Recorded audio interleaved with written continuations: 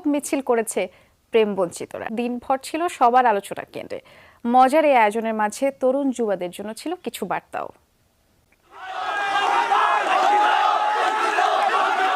হঠাৎ দেখে ভুল ভাববেন না, এটি কোনো রাজনৈতিক সংগঠনের মিছিল নয়। বিক্ষোভে অংশ নেয়া সবাই প্রেম বঞ্চিত সংঘের সদস্য।